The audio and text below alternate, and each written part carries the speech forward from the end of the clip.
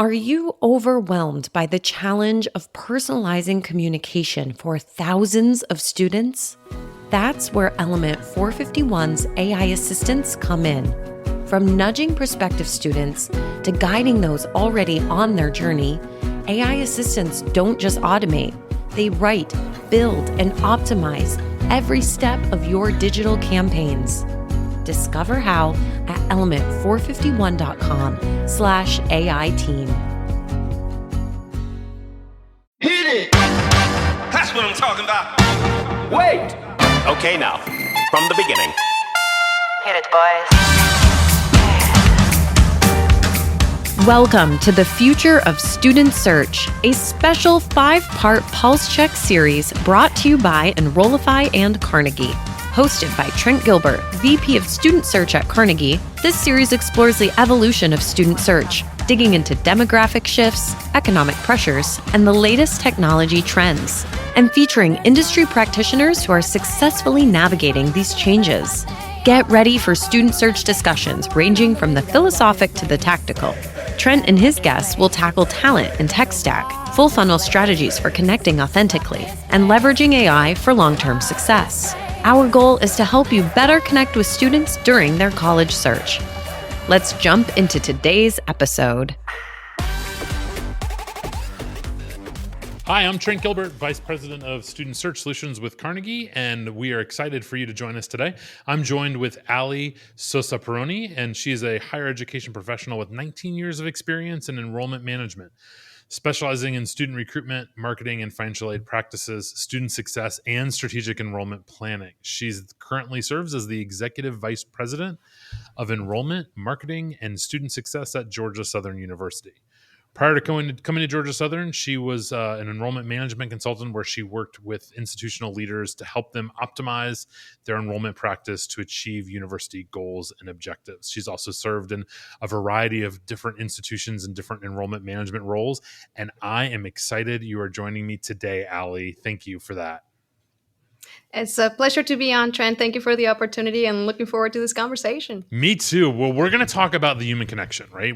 I think one of the important aspects when we think about student search is really the people, and it's the people on both sides of the equation. So I want to talk about the importance of this human connection and how you create it.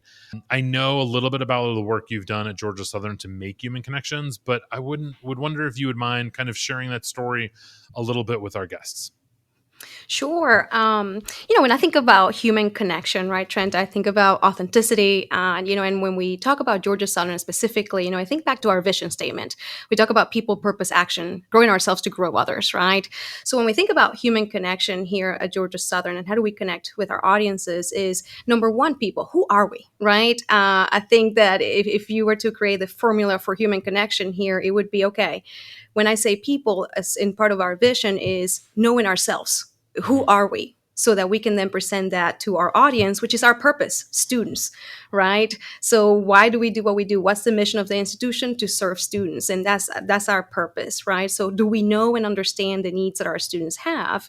And then we talk about action. And I see that as building the infrastructure that enables for that human connection to take place, right? So if you bring it all together, when I think of human connection, I say, well, human connection at Georgia Southern equals, hey, knowing ourselves, who are we? What do we bring? How do we serve? What are the expectations of the market? Knowing our audience, right? Our adult students, traditional students, military connected students. And then us as leaders here at the institution is taking those actions to build that infrastructure that enables us to connect with our audiences. So I hope that kind of helps you a little bit of the approach that we take at Georgia Southern through the vision. Yeah. And so, I mean, obviously there's this moment where, right, you have to know who you are institutionally before you can start talking about yourself. And so how do you get to know, right? How do you think schools should go about, because you did some really robust work in this space. How does schools get to know who they are as an institution? Yeah, let me tell you a little bit about the work that we've done here at Georgia Southern. So I've been here for a year and a half. And one of the few things that we did when I first got here was, I would say, two things that really get to the core of knowing ourselves, where we are currently in the marketplace, right? It had been a minute since we had done a branding exercise. Mm-hmm. So we decided to rebrand the institution. So through that branding exercise, we really had the opportunity to get a sense for who we are. We had workshops, focus groups that engage our internal stakeholders from staff, faculty, students, alums, right? All associated with the institution. We had almost 900 of them that participated in all that work. Then we also took a look at what is the perception that others have of us, right? Because that helps inform who we are and how we come out to the entire market. So we did a perception surveys, and we got a sample of about 1,500 surveys that came in as to people that are not associated with Georgia Southern, specifically, what is the reputation of Georgia Southern University? What is the perception others have of the institution? And then we even did a competitors analysis so that we understand what are the differentiators? How are we different than others, especially our sister institutions here in the USG, so that we could really have a solid understanding of who we are. So that branding exercise was a big, big piece of understanding what we bring, who we are as an institution, the personality. We actually took on a branding exercise that is based on the archetypes foundation. And archetypes basically is assigning personalities to the institution, right? So what are the human traits, the characteristics that you have as an institution? So I would say, that brand was the first step that we took towards really understanding who we are, where we're going, how do others perceive us, how are we different than the competition? And then we also did a strategic enrollment planning process. And as part of that, phase one is a situational analysis. So imagine combining who our personality, who we are as a persona, but then combining that with, basically a SWOT analysis of all of our areas, from recruitment to finances to student well-being, understanding where the institution was so that we can bring forth strategies that enable student success and enrollment growth. So those two exercises, Trent, for us really helped us understand one another. We even also did a student satisfaction inventory, right? Yeah. Understanding where we have opportunities for students, understanding where we're doing well. And that really went into understanding, okay, here's where we are, here's where we need to go. But that first piece of knowing ourselves, I think those exercises help tremendously. And it's everybody being informed. It's not just the enrollment staff, it's our faculty, it's everyone working at the institution, and even a part of our alums and executive boards and foundation boards. So it sounds like you all really kind of took the time to say, right, who do we think we are? Who do we know we are that others may not have that perception, right? And so I always take that as like, what myths and misperceptions do people have about you? Because we want to make sure that like whatever we do, are those true or not? And then how do we debunk those as part of this, as part of the conversation? And then it's also a little bit of aspirational, though. Who do we want to be and where are we going as an institution? And so, it sounds like there was a lot of different constituents that came together. Like from a leadership perspective, ultimately I can imagine moments where you have several different groups of constituents that are maybe not, and even internally, that aren't necessarily even talking about this, feel like they're talking about the same institution. Like, how do you navigate those conversations? It was interesting, Trent, because as part of this branding exercise, for example, they looked at the brand that we put out there. So if you look at our visuals, everything, the advertisement, everything, how we were putting it out there, right?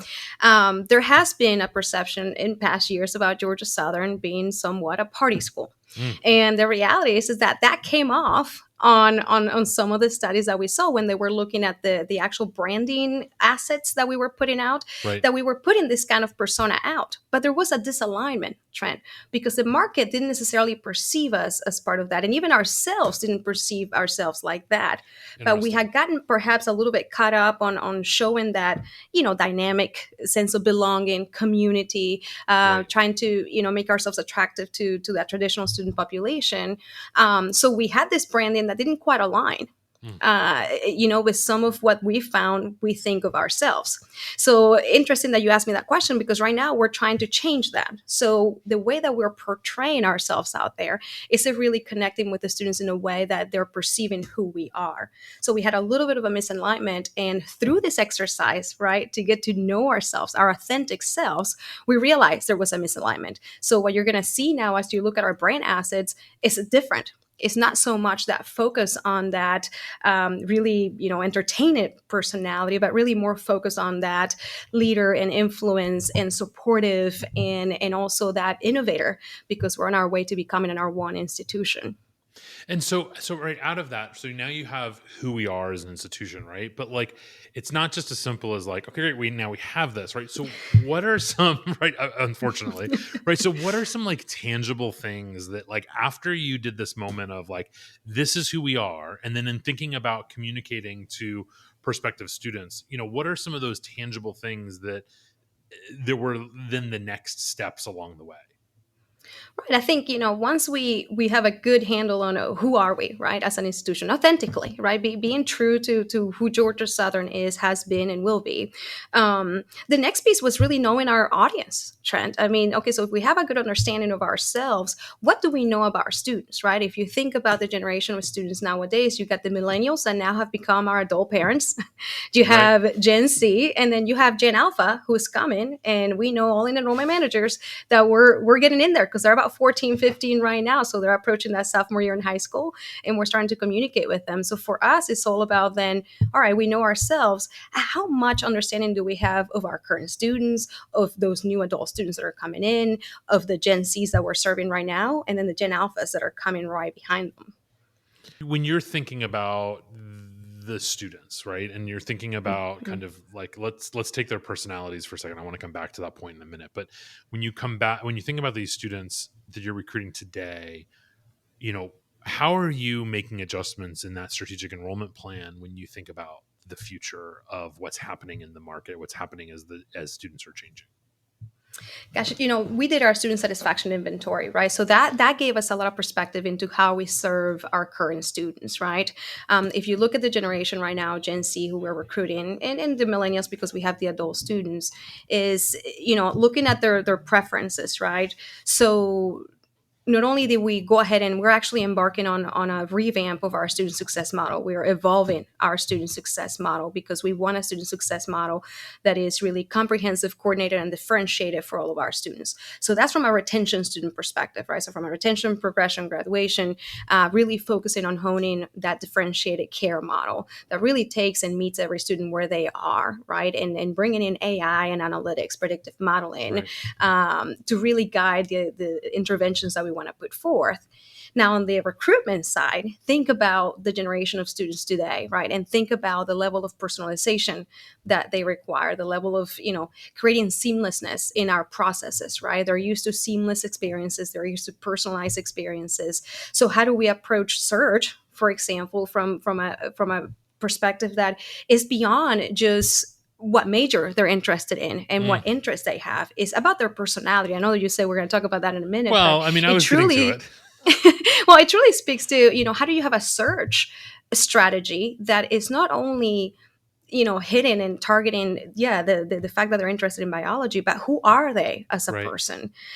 So we have the ability here at Georgia Southern to segment the personalities of students, and now we're speaking to them as a person, not just somebody that we want to tell about our biology program. But if this is a personality that is driven, for example, we may talk about our honors program. If they have more of a social personality, we may talk about our Greek life and our football games. So it really enables you to talk about human connection, right? How do we bring relevant, personalized information to them?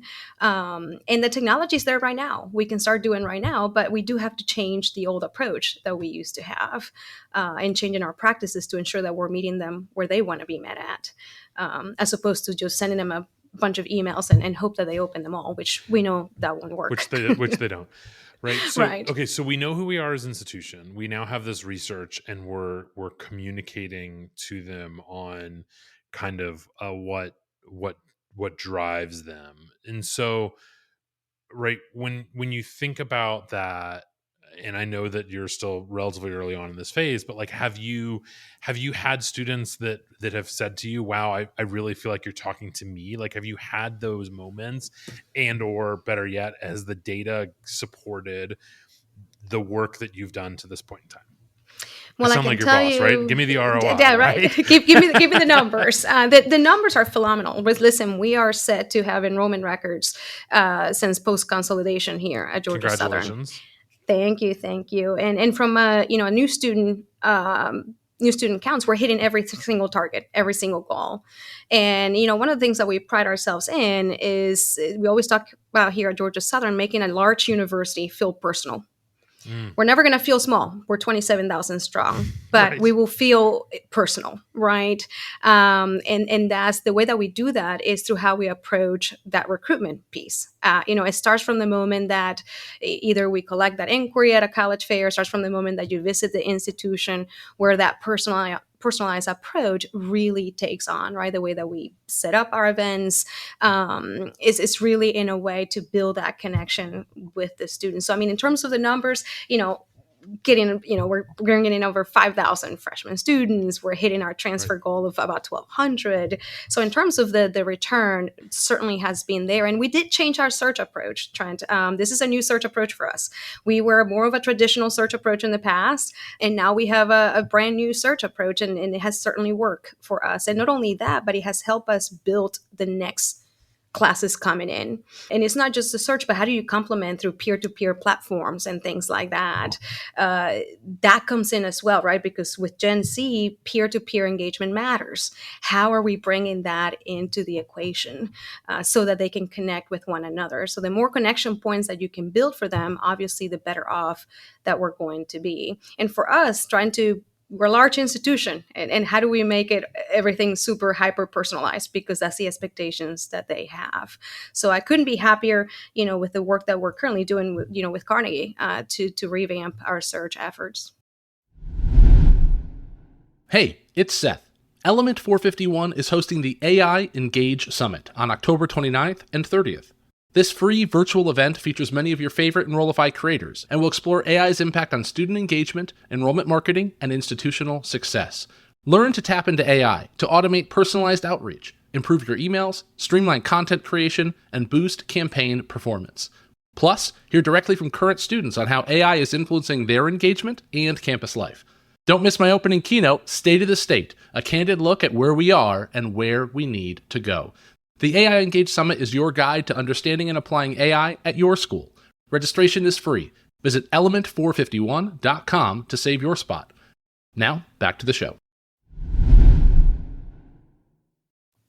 And so, let's talk a little bit about kind of this peer-to-peer platform functionality. And I know there's several out there. There's Unibuddy and there's a couple of other ones out there. But when you think about these moments, right, there's this moment where it's really about how do you connect an individual to an individual, and that one of those individuals is part of a brand, or how do you connect these individuals to each other?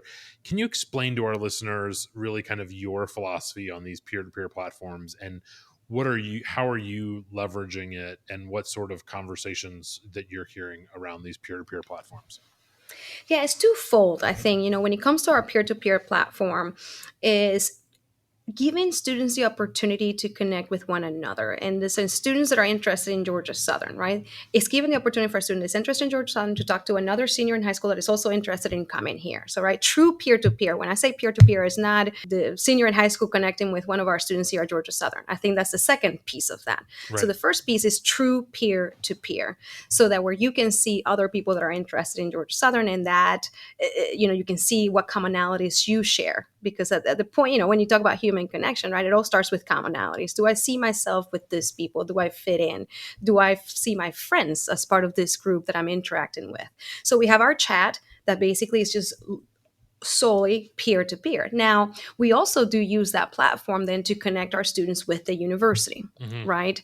And every interaction that we get with them, we have to understand that students now, they're really tuning in the concept of brand. And I'm not talking about brand, the billboard that you see out there, is brand the interactions, right? Like meaning, what is the feel that the students get when they're interacting with you? A lot of people here at the university were doing a rebranding, as I told you earlier, and they asked me, Ali, how can I help with the brand? Do your job to the best of your abilities. Every time you encounter a student, Exactly. Every time that you interact with a student, give them an amazing customer service experience. Make a memorable moment for them. If you do that every day in your job, that's our brand, right? It's that faculty in the classroom going above and beyond to help that student. That's brand, and it's all about building that brand. Because those are the moments that you build. On some levels, you build a word of mouth strategy, right? And That's the it. concept of word of mouth and strategy are kind of somewhat ubiquitous. But, I'll never forget being asked by a group of faculty, what can we do to help with admissions? What can we do to help with admissions? I'm like, the best thing you can do to help with admissions is to help our current students and to live the mission each and every day in the classroom and out of the classroom, because those students are going to have these phenomenal positive experiences that are going to go back and talk to their parents, and their parents are going to sit in their boardrooms and country clubs and churches and water coolers and playgrounds and parks. Right. And they do what all those parents do as we talk about what our experiences our students are having. So so I think inevitably that's where that leads. So, but let's talk parents for a second, right? I think that, we talked about generations, and I think the one thing that everything you read in this generation is co-purchasing, parents are involved. When I dive into the cultural shifts that are happening in America, right, I think that parents and even grandparents and aunts and uncles become so much more important in making a student's decision. So talk to me and talk to our listeners about what are you doing to address those parents? Yes, we're seeing exactly what you said, Trent. I mean, when we look at the parent engagement here at Georgia Southern, yes, you're right. It's becoming a family decision. So Gen Z has been that way through, and we've talked about all kinds of different parents, right? The pilots, the land mowers, Right. whether whatever you want to call them. Name it, yeah. Right. Yeah. They are certainly involved. And I think we're going to see, for us, we're looking at taking a little bit of a different approach, especially as the alphas come into the conversation, because alphas, this is a generation where parents are millennials, right? And from what I've been reading, they almost run their families as little democracies. Interesting. They vote for things and they have family meetings and things like that. And so, students have learned how to self-advocate, which is a good thing, because we didn't see that a lot with Gen Z, right? So I think we're going to see a shift on that created by these millennial parents. And because of Gen Alpha, if you see what they're growing into, I mean, think about ourselves. Is there a source of truth anymore? I mean, everybody can have their own truth nowadays, and you don't know what's real and what's not, right? So their parents have become that guide. Their parents have become their source of truth. So there's a lot of trust in their parents. There's a lot of leaning on their parents as a guide, as a role model. And so I think we have a great opportunity here with Gen Alpha. And the approach that we're going to be taking here at Georgia Southern is not one just to keep the parent informed, right? Sending the email so they also get the information. It's going to start working with sophomores right now. And the goal is not to talk about Georgia Southern. Actually, the goal is, how do we help your student navigate the college selection process? How can you help them start building that high school curriculum in a way that is going to better position them so that they can attend whatever college they wish to attend?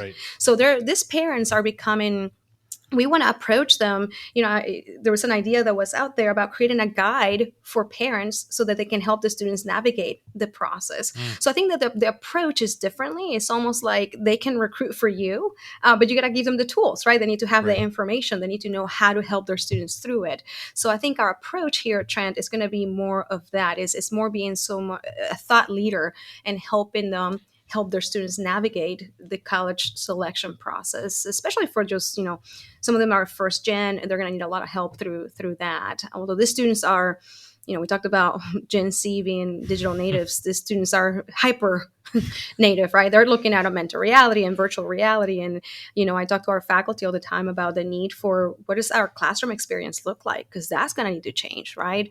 Hybrid. I mean, if you look at our website right now, we have AI technology in it. And that AI technology is Gus, our virtual assistant. And it's not just a chatbot. I mean, this AI virtual assistant can go in and do workflows. So it can pull the students' balance. It can provide their financial aid. It can tell them what their schedule is. I mean, it's comprehensive. Because they've come to expect that, though, right? I mean, as consumers, right? I think we have to remember, right? Yes, they're students, but they're also consumers. As consumers, we've come to expect this from the brands that we interact with. And what you all are doing is really kind of being forward thinking about how are we presenting ourselves as a living, breathing brand.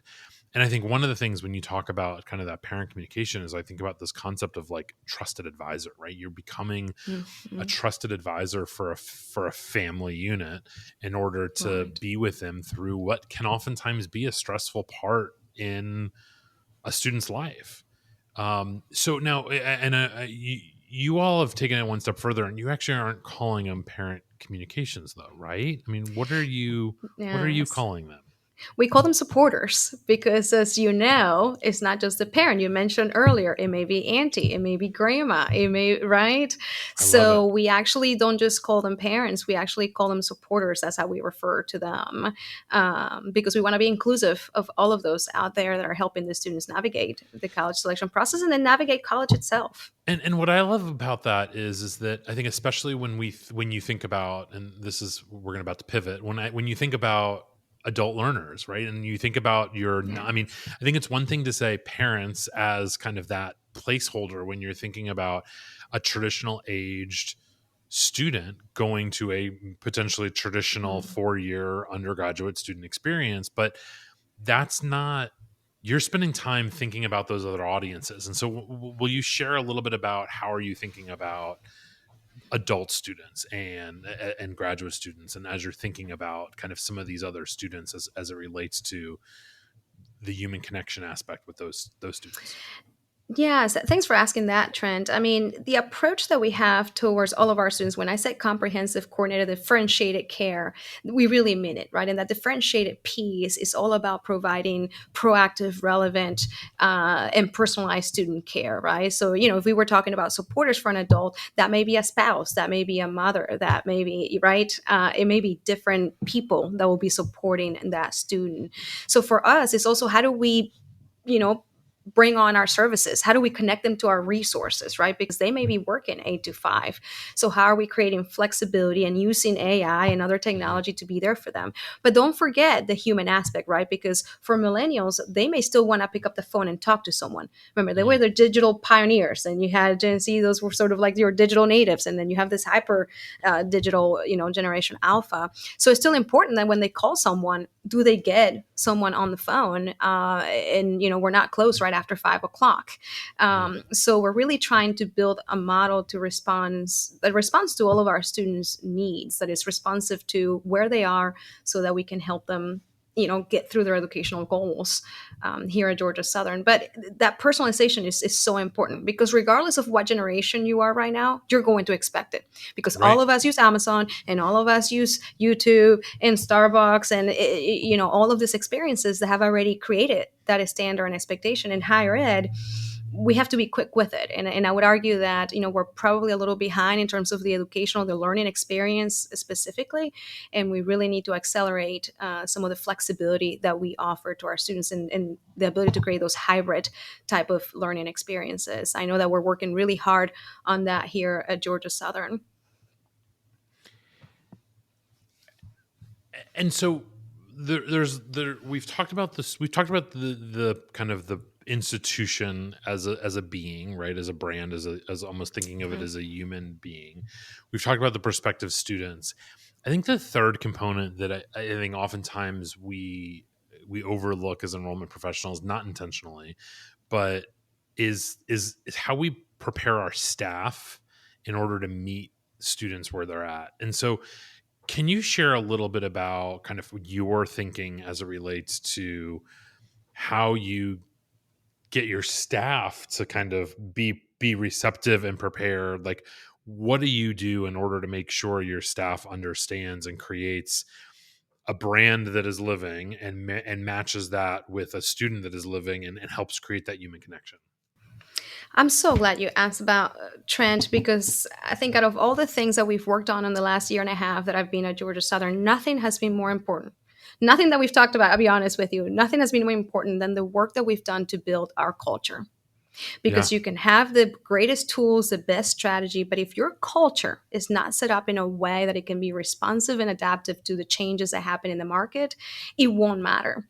So I can tell you the first thing we do is we took ourselves, 300 plus in our division, and we decided what our values would be. And then we aligned that with behaviors. So for us, it's all about service at the core of everything we do, because that's our purpose, it's our students, right? And it's not, for us, it's not just about servicing the students, it's how do we create those memorable moments. We're all about hospitality here at Georgia Southern, which takes it a step further than just service, right? Then we talk about collaboration, because you can't have service without collaboration. So how are we working with one another? How are we bringing each other into the decision-making process so that we can make decisions that are aligned with student-centric mentality, right? And then the other one is excellence. It's all about getting 1% better every single day, 1% better every single day. So those are the three values that we live by here in our division in EMSS. And that helps us drive the type of innovations, the type of strategies that we need to put in place.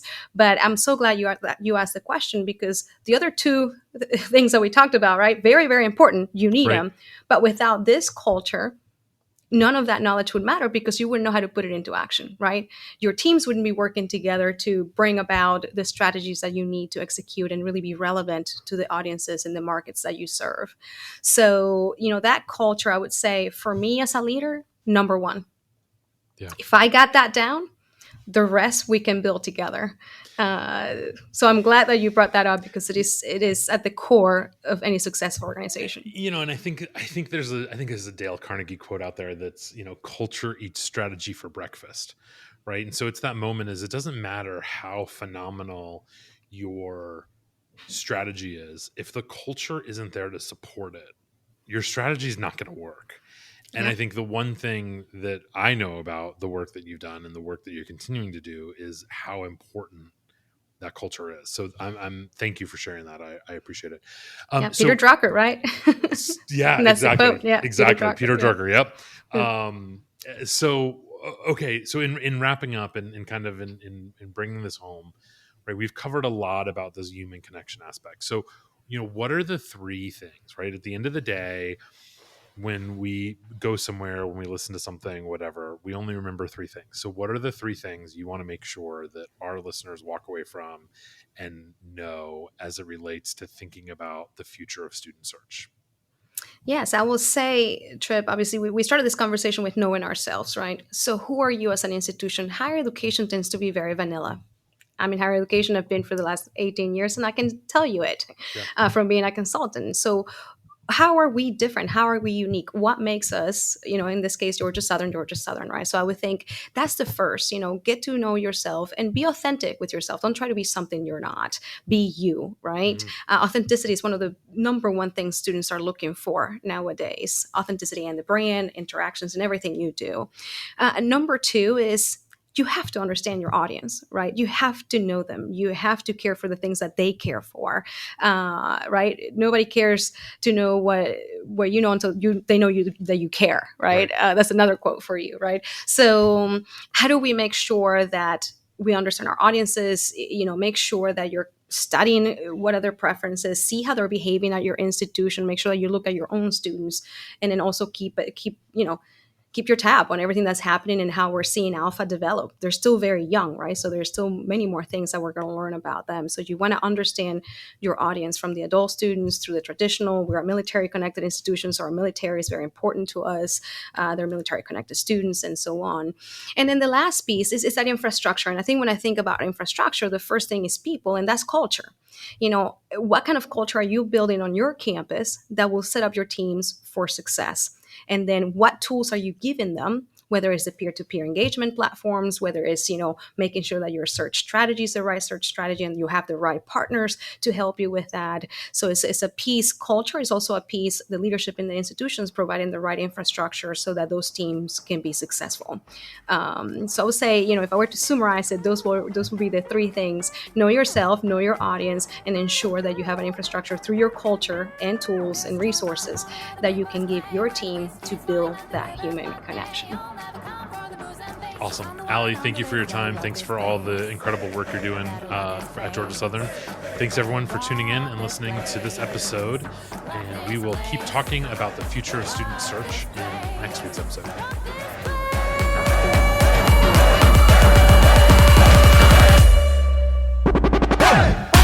This Pulse Check mini-series has been brought to you by Carnegie. Carnegie is the human connection company. Whether you're in marketing, enrollment, advancement, or student life, a volunteer, or the president, success is predicated on connecting, literally and figuratively. Carnegie connects colleges and universities with students by fusing human psychology with marketing and enrollment innovation.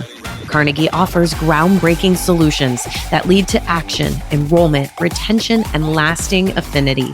Learn more on carnegiehighered.com.